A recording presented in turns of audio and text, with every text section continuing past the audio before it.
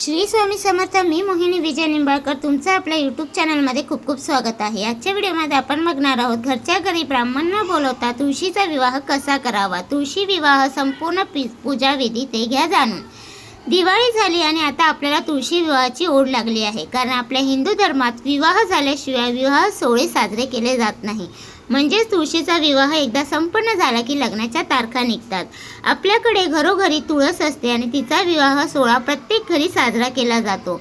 आज आपण तुळशीच्या विवाहाचा शुभ मुहूर्त, त्याची योग्य वेळ, पूजा विधी आपण पाहणार आहोत. कार्तिक महिन्यातील शुक्ल पक्षात जी कार्तिकी एकादशी येते तिला आपण देवउठी एकादशी देखील म्हणतो. त्या एकादशीला तुळशीचा विवाह लावला जातो. हा एक आध्यात्मिक उत्सव आहे. हिंदू मान्यतेनुसार या दिवशी तुळशीचा विवाह श्रीहरी विष्णूंसोबत लावला जातो, कारण विष्णुदेव ह्यावेळी 4 महिन्यातून उठतात.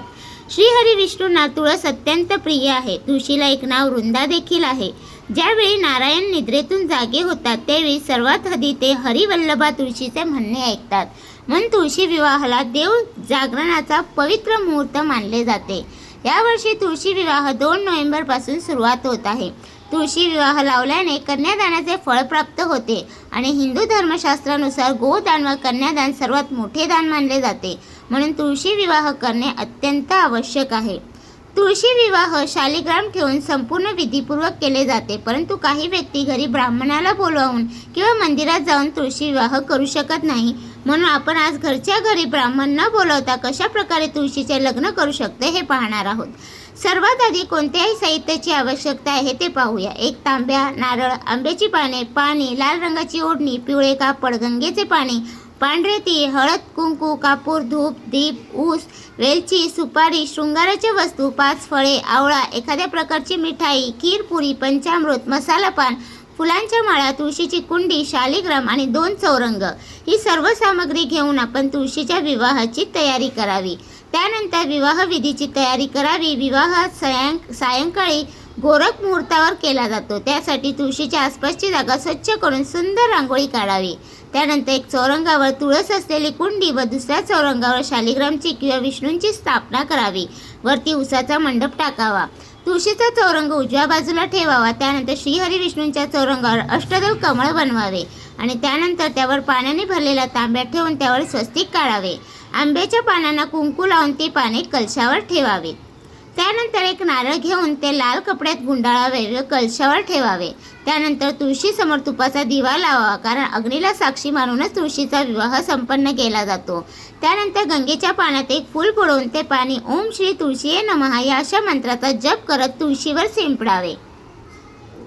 त्यानंतर त्याच फुलाने गंगेचे पाणी ओम नमो भगवते वासुदेवाय नमः या मंत्राचा जप करत श्री हरी विष्णूंवर शिंपडावे.